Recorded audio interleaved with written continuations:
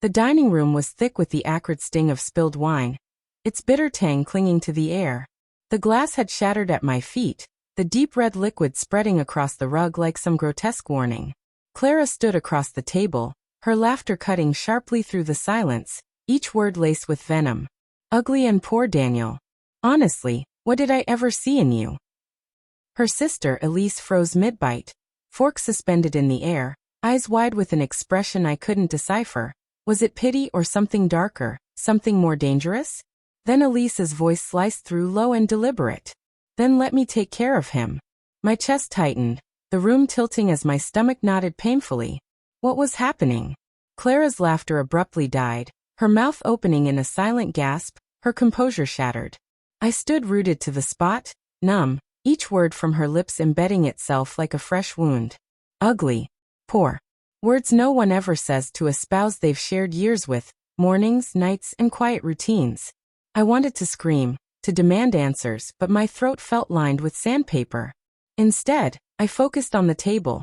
Half-eaten roast, candles flickering erratically, casting jagged shadows that danced across the walls.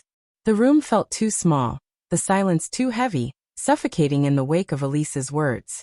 Clara's eyes shot to her sister, sharp and accusing. What did you just say? She hissed, nails digging into the tablecloth like she was trying to anchor herself. Elise leaned back, a faint, unreadable smile curling her lips. You heard me, she replied, soft but edged with a danger that made my skin crawl. If you don't want him, I will. My stomach lurched. Between the two women, my wife and her sister, I felt like I was seeing strangers wearing familiar faces. Clara's cheeks flushed, eyes flicking nervously to me and then away, avoiding my gaze. Her dark eyes, usually warm, were now steady, almost challenging. Was this some cruel joke meant to unsettle her? But no, there was an intention in Elise's tone, deliberate and cold. My mind raced, replaying recent months.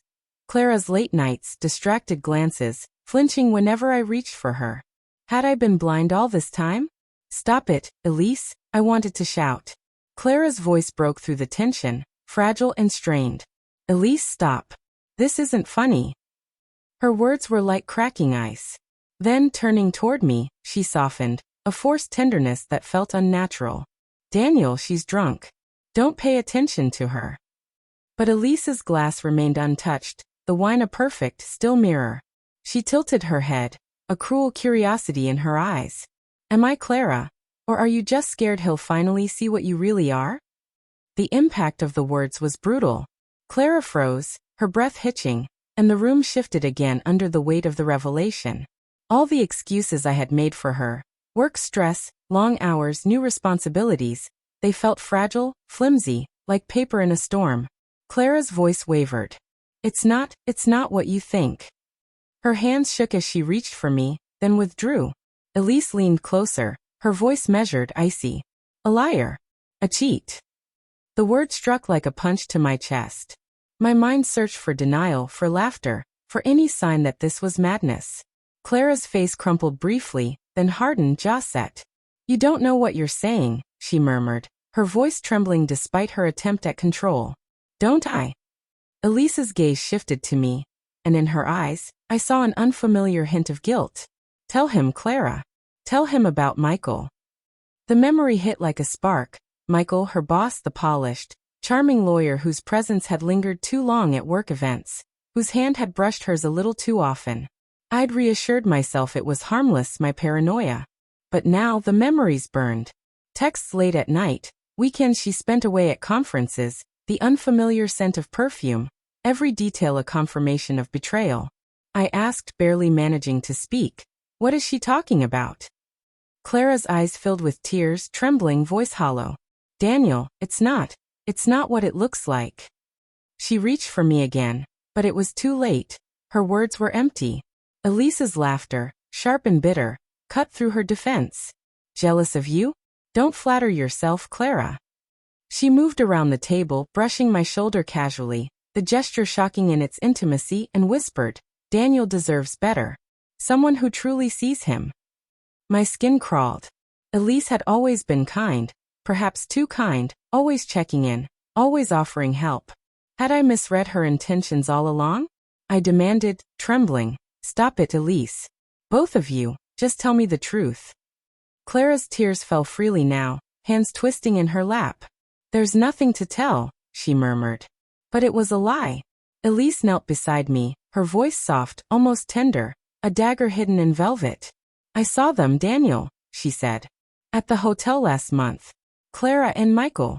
I didn't want you to find out like this, but you deserve the truth. My world stopped. The dining room, the shattered glass, the flickering candles, all faded. Only the image remained. Clara with another man. My chest tightened, breath ragged. She didn't deny it. She covered her face, sobbing uncontrollably. Why? The word tore from me, raw and ragged. Clara looked up, face streaked with tears, voice barely a whisper. I didn't mean for it to happen. It was a mistake. I swear I love you. Love. The word now sounded hollow, a cruel mockery. I stood, chair clattering behind me, and stumbled toward the door. Elise called after me, urgency in her voice, but I couldn't stop. The house felt like a trap, every corner now filled with memories tainted by betrayal. Outside, the night was cold, sharp against my skin, but it did nothing to ease the ache inside. Questions tore at me. Had I failed her? Was I never enough? And Elise, why those words? Let me take care of him. Was it pity, desire, something calculated? The door creaked open. I tensed, expecting Clara. Instead, it was Elise. Daniel, she said softly, stepping closer. I'm sorry. I didn't mean to hurt you. My anger flared. Then why say it? Why now? Her eyes held mine, unflinching. Because I've loved you for years, she admitted, voice breaking. And just like that, the knife twisted deeper. My marriage, my trust, my world, all shattered in one night. And now Elise, offering herself as either salvation or ruin, left me staring at the woman I thought I knew as family and realizing I didn't know her at all.